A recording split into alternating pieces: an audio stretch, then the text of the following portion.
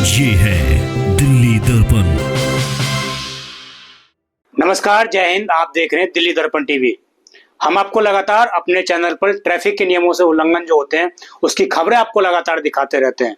मैं स्वयं ग्राउंड पर उतर कर आपको दिखाता हूं कि किस प्रकार दिल्ली की सड़कों पर अवैध पार्किंग ने कब्जा कर रखा है और किस प्रकार दिल्ली की सड़कों पर अवैध रूप से कार पार्किंग कर दिल्ली वालों का जो हक है उसको छीना जाता है। मैं इस वक्त 30 हजारी कोर्ट में मौजूद हूँ और मेरे साथ आज मौजूद है खास बातचीत करने के लिए एडवोकेट देवेंद्र दिगान जी, जो विशेष तौर पर हाल ही फिलहाल में इनके माध्यम से केस दर्ज फाइल की गई जिसमें इन्होंने विरोध किया कि 30 हजारी कोर्ट के आसपास जिस तरीके से अवैध अतिक्रमण होता है उनके खिलाफ कोई सख्त सख्त कार्रवाई की जाए।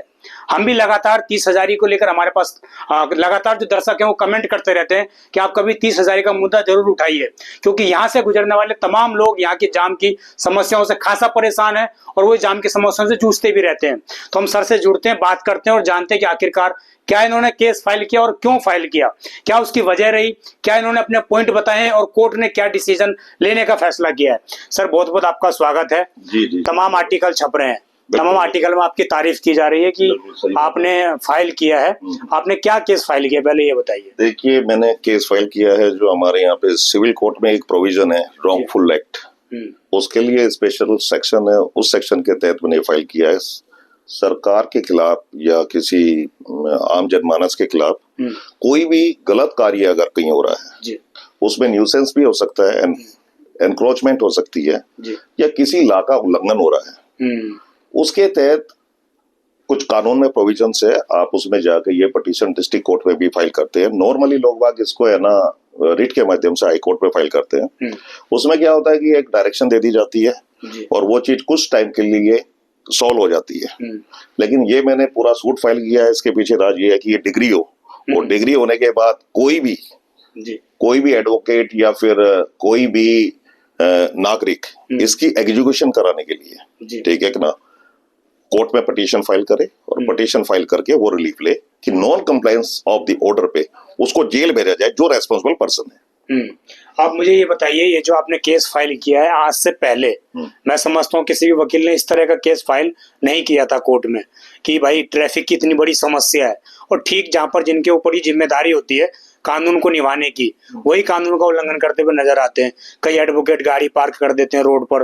तो इस समस्या को आपने कैसे लिया कि इसको कोर्ट में ले जाया जाए और सॉल्यूशन इसका निकाला जाए? देखिए, इस समस्या के बारे में मैं बताऊं कि मैंने खुद भी इस चीज को सफर किया कि जैसे मैं कड़कड़ुमा कोर्ट या साकेत कोर्ट या पटियाला हाउस कोर्ट से अपने केस को फिनिश करके फिर यहाँ पे दोपहर में अपनी हियरिंग के लिए आता हूँ, तो मैंने कई बार देखा कि मेरे पास जगह नहीं होती कि गाड़ी कहाँ पार्क करें, ठीक है ना।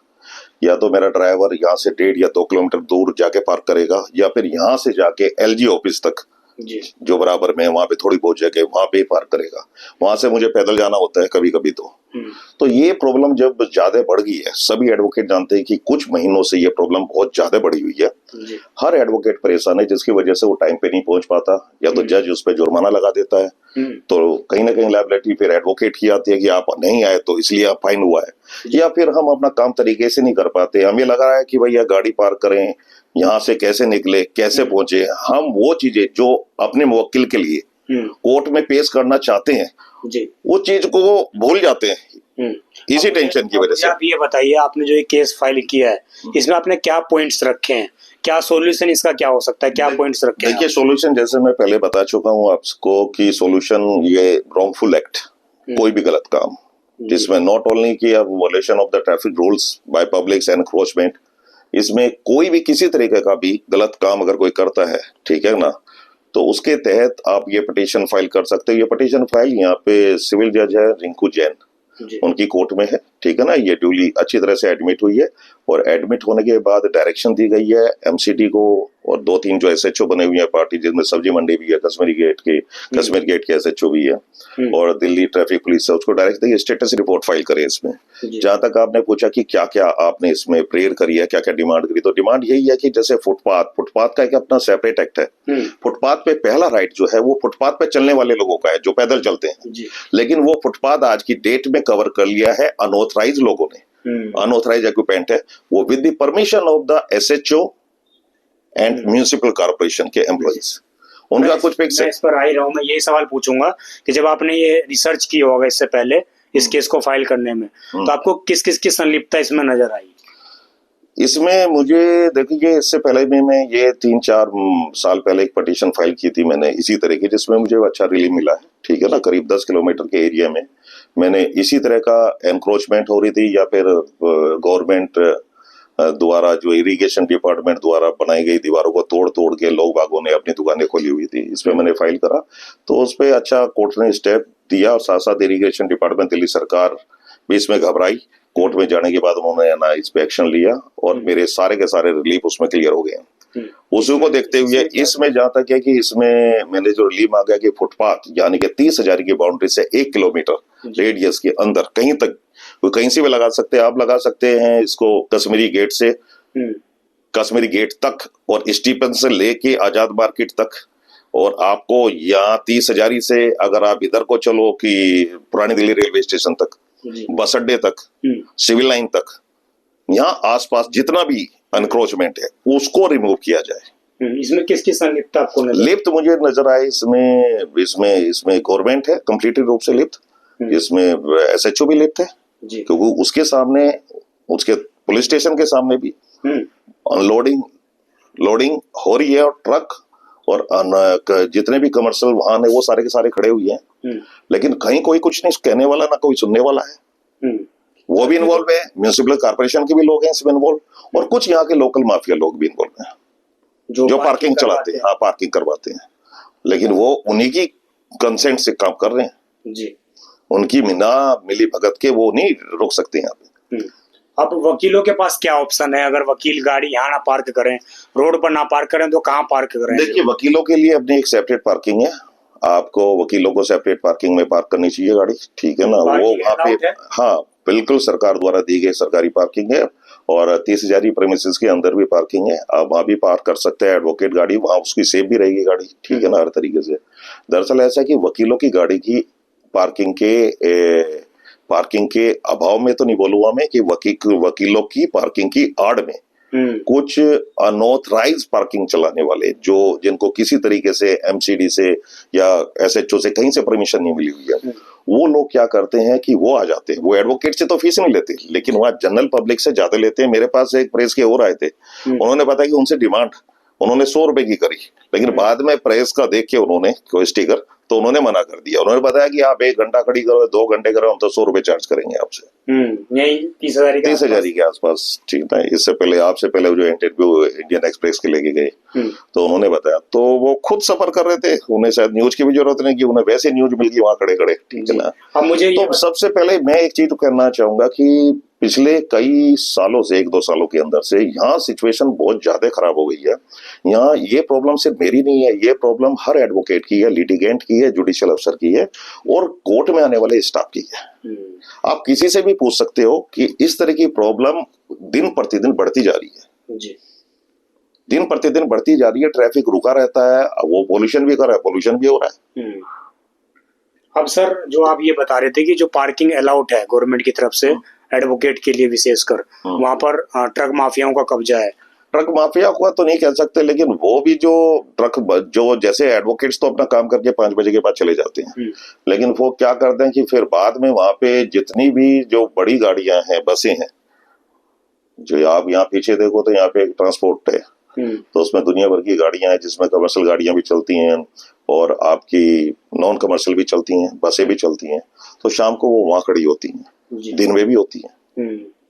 आपको क्या, अब जो आपने केस फाइल किया, अब MCD से जवाब भी मांगा गया है, आपके हिसाब से इंडिविजुअली तरीके से आपके हिसाब से सॉल्यूशन क्या दिखता है आपको? इसका सॉल्यूशन मुझे यहाँ तक दिखता है कि पहली डेट पे एक फॉर्मेलिटी के लिए उन्होंने जवाब फाइल करा, जिसमें म्युनिसिपल कॉर्पोरेशन ने तो जवाब में फाइल करा, सब्जी मंडी SHO ने, कश्मीरी गेट ने फाइल किया। उन्होंने सिर्फ एक फॉर्मेलिटी करी कि हम यहाँ चालान काट देते हैं, इतने लग चालान काटे हुए हैं हमने, जो नॉर्मली फॉर्मेलिटी के लिए करते हैं। उनकी कुछ फिगर उन्होंने जज साहब के सामने पेश ली, लेकिन हमारे बिना कोई इस चीज का ऑब्जेक्शन किए जज साहब ने खुद ही इसके ऊपर ज्यादा कॉग्निजेंस लेते हुए बताया कि I am not satisfy your report. मुझे लगा कि सर जज साहब भी इस काम से जरूर पीड़ित होंगे और उन्होंने इसी को देखते हुए एक शॉर्ट डेट भी दी कि मैं आपकी रिपोर्ट से सेटिस्फाई नहीं हूं, मुझे चाहिए यहाँ की रिकॉर्डिंग जो आपके कैमरे लगे हुए हैं, ताकि उससे ज्यादा पारदर्शिता आए। कि आप हकीकत में हो क्या रहा है यहाँ पे। क्योंकि जैसे मैंने पहले बताया कि जुडिशियल अफसर का भी आवागमन जैसे लगा रहता है यहाँ पे कि सुबह आए और शाम को जाए, तो वो भी ऐसा हो नहीं सकता कि उन्होंने सफर ना किया हो इस चीज के लिए। तो जहां तक है कि अब जो 26 तारीख आ रही है, इसमें उनको डिटेल रिपोर्ट फाइल करने के लिए बोला कि मुझे स्पेसिफिक रिपोर्ट चाहिए हर रोड की, कि कितने बजे आपकी कमर्शियल एंट्री खुलती है, बंद हो जाती है, और कितने वाहन खड़े होते हैं, और इनकी रिकॉर्डिंग भी प्रोड्यूस करे। उन्होंने ओरली बोला रिकॉर्डिंग भी बोला और डिटेल में स्टेटस रिपोर्ट फाइल करें। तो स्टेटस रिपोर्ट अगर फाइल हो जाती है, ये तो क्लियर हो गया कि इन्होंने एडमिट कर लिया कि यहाँ न्यूसेंस है, ये रॉन्गफुल एक्ट है, ये एनक्रोचमेंट है, ये एडमिट कर लिया। और on the basis of admit जज साहब इस पे जजमेंट भी सुना सकते हैं, जैसे कानून में प्रोविजन है कि कोई गलती करे, जी हाँ मेरे से गलती हुई है तो ठीक है भाई, उसकी सजा भुगत तू।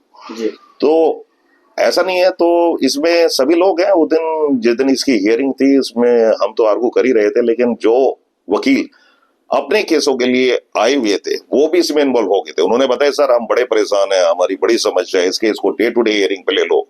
जज साहब ने भी कहा भाई लिया जा सकता है जब प्रॉब्लम इतनी बड़ी है। तो ये सारी एमसीडी नहीं आई थी उस वक्त। हाँ, उस समय एमसीडी आई थी, लेकिन एमसीडी ने टाइम लिया। एक टाइम हमारे यहाँ पे है कि एक डेट दे दीजिए, बस सर, ठीक है ना, डेट लेके। बात तो ये भी सामने आती है ना कि जब एमसीडी अगर कार्रवाई कर दे, एडवोकेट की गाड़ी उठाकर ले जाए, वो नॉन पार्किंग में खड़ी है, तो फिर उन्हीं के खिलाफ मुकदमे दर्ज हो जाते हैं। एडवोकेट ट्रैफिक पुलिस के खिलाफ भी तरीके से इलीगल जगह खड़ी नहीं होती। एडवोकेट ने कोई भी दुकान कहीं कब्जा नहीं रखी है, ना एडवोकेट ने कोई एनक्रोचमेंट की हुई है, ना एडवोकेट ने कहीं किसी फुटपाथ पे अपना ऑफिस बना रखा है। हमारे तो ये गाड़ी पार्किंग की बात नहीं, गाड़ी पार्किंग की बात है। एडवोकेट के पास सेपरेट स्पेस है, ठीक है ना, गाड़ी वो अपनी पार्क करता है, पार्किंग में करता है। हमारे पास 30,000 के अंदर भी बहुत बड़ा एरिया हमें मिला हुआ है, ठीक है ना, हमारे अंदर पार्किंग। जब भी मैं निकलता हूँ इस रास्ते से, मैं देखता हूँ कि तमाम एडवोकेट के तमाम वकीलों की गाड़ियां जो है फुटपाथ के ऊपर भी और कुछ फुटपाथ के नीचे भी लगातार लगी हुई रहती है। वो उसका रीजन यही है कि जब भीड़ हो जाती है यहाँ पे, ज्यादा भीड़ हो जाती है, तो एडवोकेट पार्किंग तक नहीं पहुंच पाता, उसे हियरिंग में जाना पड़ता है। तब वो एक दो गाड़ियां हो सकती है कि वो वहां पार्क करके जाए। एडवोकेट कभी भी इलीगल पार्किंग में तो गाड़ी नहीं खड़ी करता, लेकिन उसकी जब मजबूरी हो जाती है कि जब भीड़ की वजह से वो गुजर नहीं पाता, तो अपनी हियरिंग अटेंड करने के लिए, जैसे 2 बजे टाइम फिक्स है किसी का, 3 बजे टाइम फिक्स है किसी का, 10 बजे है, तो वहां गाड़ी खड़ के अपनी हियरिंग करके या तो उसकी गाड़ी हटती है या बाद में उसका ड्राइवर ले जाता है। तो ऐसा है। एडवोकेट फैसला आता है, मैं समझू कि न्यायपालिका जो फैसला देती है तो सबके साथ न्याय करेगी, तो इसमें तो इसकी जज में एडवोकेट भी आएंगे। अगर जज ये बोलते हैं कि भाई आपको रोड पर गाड़ी पार्क करनी ही नहीं है, तो फिर इस तरह का डिसीजन आएगा तो फिर तो वकील कहीं इसमें परेशान नहीं हो सकता। हमारी 30,000 में काफी एकड़ जमीन है और उसमें बड़ी बड़ी पार्किंग 30,000 के अंदर है। सेपरेट भी हमें पार्किंग मिली है रोड पास करने के बाद, ठीक है ना। हम चाहेंगे कि वहां से ट्रक हटे ताकि वकील अपनी गाड़ी वहां सारी पार्क करें, और ये भीड़ एनक्रोचमेंट हटेगी तो वकील को अपनी गाड़ी पार्किंग तक पहुंचाने में आसानी होगी, तो वो पार्क वहां करेगा ही नहीं बिल्कुल भी। जी, चलिए, धन्यवाद। तो ये थे हमारे साथ एडवोकेट देवेंद्र जी, और जिस तरीके से इन्होंने बताया कि आने वाले समय में कुछ बड़ा डिसीजन आ सकता है 30,000 को लेकर विशेषकर, और जहां 1 किलोमीटर के आसपास इस तरह की चीजें की जा रही हैं, इस तरह के इलीगल तरीके से जो पार्किंग की जा रही है और इलीगल तरीके से रेडी पटरियां लग रही हैं, ये तमाम सवाल हैं कहीं ना कहीं एमसीडी के ऊपर भी उठते हैं कि किस प्रकार फुटपाथ का जो एक्ट बना हुआ है उसका विशेष तौर पर एमसीडी खुलेआम उल्लंघन करती है। और हम लगातार आपको अपने चैनल पर दिखाते रहते हैं कि दिल्ली के हर फुटपाथ को इस वक्त जो है कार चालकों ने, इसके अलावा जो रेडी पटरी लगाते हैं उन लोगों ने, तमाम लोगों ने सिर्फ और सिर्फ फुटपाथ को घेर लिया है। एक आंकड़े के मुताबिक लगभग हमारे देश में 44% लोगों की मृत्यु इसलिए हो जाती है क्योंकि वो फुटपाथ पर नहीं चलते हैं, उनको रोड के बीच में चलना होता है। तो आप समझिए अगर फुटपाथ खाली होंगे तो कितने लोगों की देश के अंदर सड़क दुर्घटनाओं में जान बच सकती है। ऐसी तमाम खबरें देखने के लिए आप देखते रहें दिल्ली दर्पण टीवी। मैं विजय ठाकुर, धन्यवाद। लेटेस्ट खबरों के लिए सब्सक्राइब करें हमारा YouTube चैनल या फिर लॉग ऑन करें www.delhidarpantv.com। खबरों की कवरेज और विज्ञापनों के लिए संपर्क करें।